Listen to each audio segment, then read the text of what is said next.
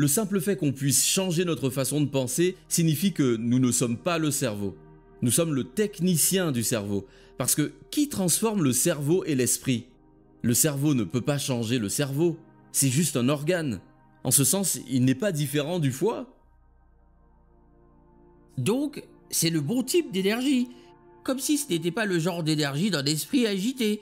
Vous pouvez dire, je suis toujours dans mon esprit, il y a énormément de choses qui se passent, mais c'est une forme différente d'énergie, n'est-ce pas?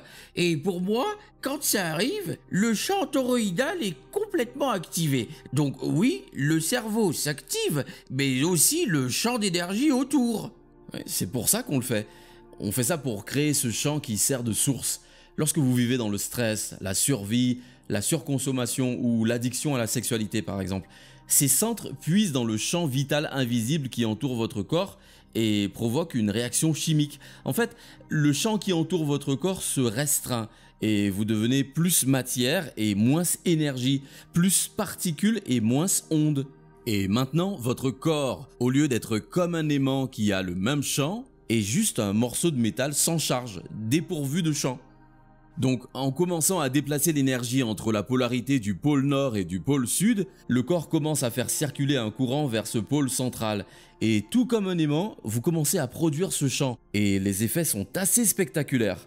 Waouh! Je suis excité rien que d'en parler, parce que c'est un phénomène naturel qui se produit indépendamment de nous, et nous sommes en quelque sorte en train de l'initier et de rappeler à notre système que c'est ce qu'il fait naturellement. On en parle depuis des lustres, mais on n'a pas beaucoup de temps ici pour le chi. Le chi est la clé. Et j'ai remarqué que vous parlez beaucoup du champ invisible, mais vous n'avez jamais mentionné le mot chi. Pourquoi cela? Eh bien, encore une fois, de la même manière que je n'ai jamais parlé de chakra, de kundalini ou de pleine conscience, je n'ai jamais utilisé ces mots parce que je ne pense pas qu'il soit approprié d'employer un langage qui date d'il y a plusieurs milliers d'années. Je pense que si vous utilisez les termes force vitale ou énergie, que vous restez dans la simplicité et la nouveauté, en ne laissant pas les gens commencer à faire des associations avec d'autres choses, alors ils laissent leur passé en dehors de ça. C'est pour cette raison que j'aime conserver une certaine fraîcheur. J'aime préserver cette modernité. Je me tiens volontairement à l'écart d'un grand nombre de ces mots parce que, à cause d'eux, les gens décrochent. Et que si une personne est intéressée par l'application pratique, dès que vous commencez à utiliser ces mots, alors certaines personnes peuvent se déconnecter parce qu'il se trouve qu'elles sont rédacteurs techniques, ingénieurs ou astrophysiciens et ce n'est peut-être pas approprié.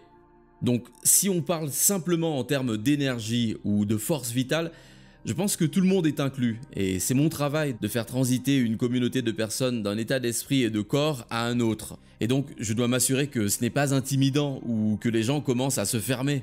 Là, je vous comprends. J'ai dû moi-même changer le nom de mon émission. J'ai donc une question sur la conscience maintenant. Parce que vous présentez le champ cohérent du cœur et on parle de la conscience dans le cerveau. Je veux dire, où est la conscience? On ne peut pas la localiser avec précision. Alors, où est-ce qu'on la ressent? Où est notre conscience? Eh bien, il y a tellement de recherches incroyables sur le sujet. La conscience n'est pas un sous-produit du cerveau. La conscience utilise en fait le cerveau pour produire différents niveaux d'esprit. Et d'excellentes recherches sont menées en ce moment par des chercheurs de renom qui montrent que le champ qui entoure le corps et le cerveau est l'endroit où la conscience existe. Et c'est ce champ qui agit sur les différents circuits du cerveau pour produire l'esprit. L'esprit est donc le cerveau en action. Mais l'esprit a besoin d'énergie et de conscience pour se déplacer à travers lui. Quand on y pense, si le cerveau peut réellement se modifier, et c'est le cas, on peut recabler le cerveau en apprenant, en vivant des expériences, en changeant nos comportements ou en faisant des choix différents. Le simple fait qu'on puisse changer notre façon de penser signifie que nous ne sommes pas le cerveau. Nous sommes le technicien du cerveau, parce que qui transforme le cerveau et l'esprit? Le cerveau ne peut pas changer le cerveau, c'est juste un organe. En ce sens, il n'est pas différent du foie. L'esprit ne peut pas changer le cerveau parce que l'esprit est le cerveau en action. Alors qui transforme le cerveau et l'esprit? C'est la conscience. C'est cette part immatérielle en nous. Donc cette conscience a un champ associé à elle parce que toute énergie ou toute fréquence transporte des informations. Donc quand on commence à s'accorder avec différentes énergies et différentes fréquences, on peut changer notre niveau mental. Des recherches ont été faites à Harvard ces dernières années sur des rats qui ont une propension au cancer de l'utérus. Eh bien, figurez-vous qu'ils ont découvert qu'il y a un champ invisible qu'ils peuvent détecter avant que le cancer n'apparaisse. Qu'il y a un champ où ils peuvent voir que les animaux qui ont eu un cancer de l'utérus ont une signature spécifique dans leur champ. Ils peuvent voir la même signature chez ces rats, mais ils n'ont pas encore le cancer de l'utérus. Donc ça commence dans le champ avant d'arriver dans la matière. Ce n'est donc pas la matière qui émet le champ, c'est le champ qui organise véritablement la matière. Modifiez le champ, modifiez l'énergie, vous modifiez la matière. Et c'est le travail que nous faisons. Waouh!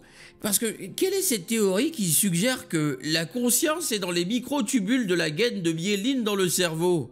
Eh bien, je pense que la conscience est l'endroit qui lui permet de s'infiltrer. Elle est en nous et autour de nous. Donc, les microtubules sont de petits cytosquelettes. Par exemple, si vous preniez une cellule, une grosse cellule ronde, et que vous enleviez tout le mucus, il vous resterait ces petits tubules. Et ces tubules sont très sensibles à la fréquence. En fait, ils vibrent. Par conséquent, lorsque la personne fait l'expérience de niveaux d'énergie plus élevés, il commence à vibrer un peu plus. C'est donc là que vit la conscience, parce qu'il n'y a pas d'énergie sans conscience. Elle est donc en vous et tout autour de vous.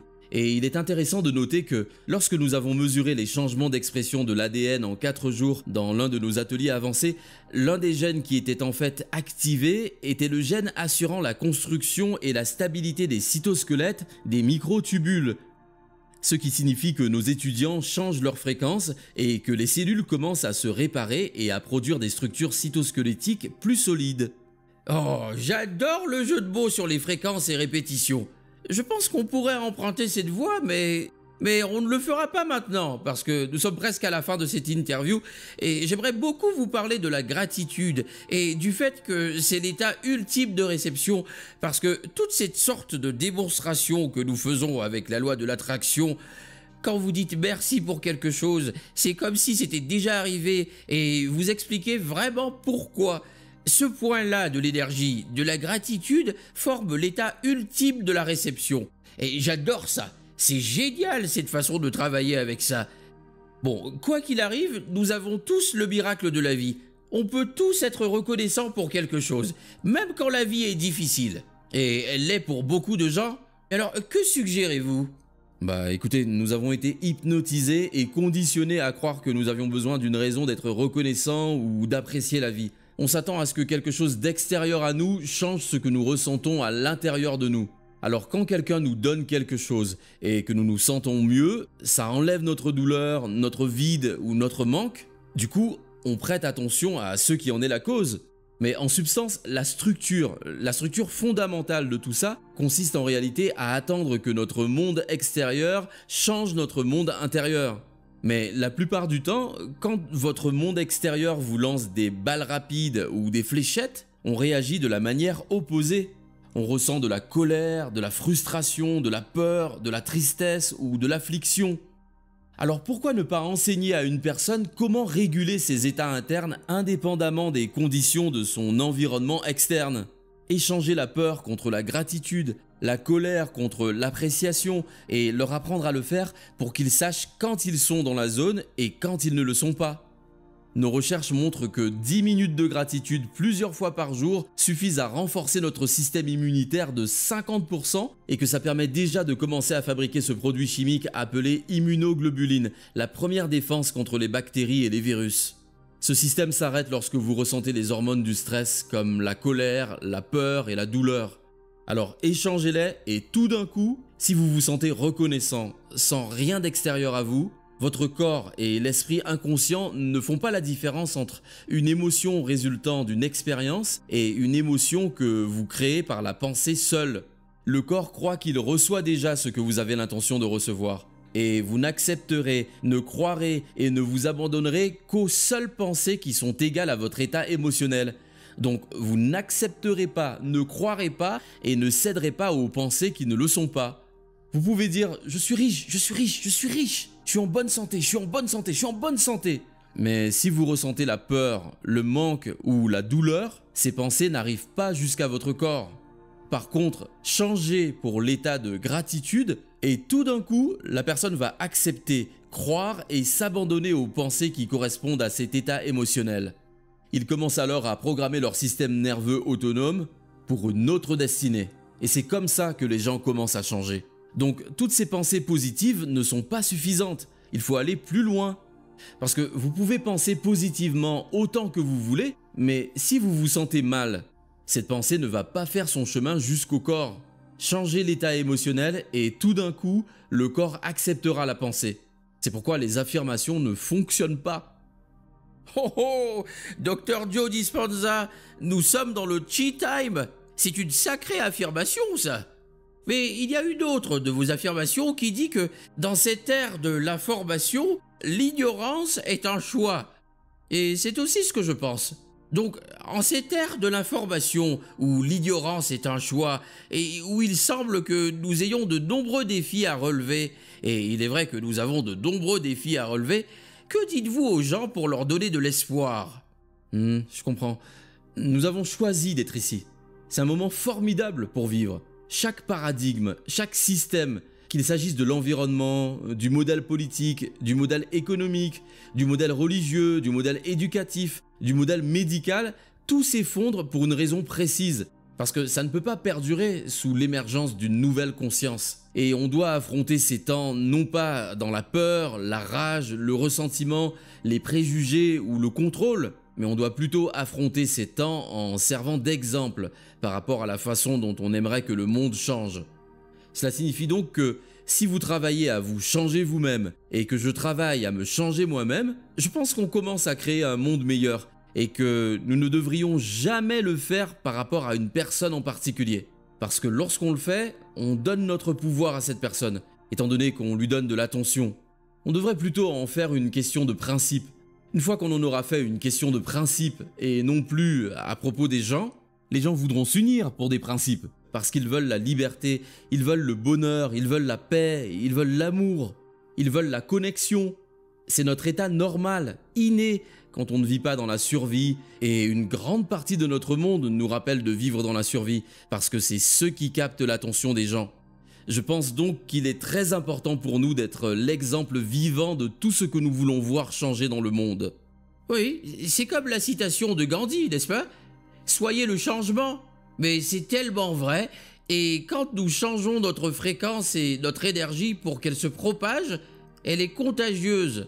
Ce n'est pas Darwin qui disait que les sociétés privilégiant la bonté étaient celles qui allaient survivre, parce que la bonté est un trait humain naturel, et que c'est contagieux?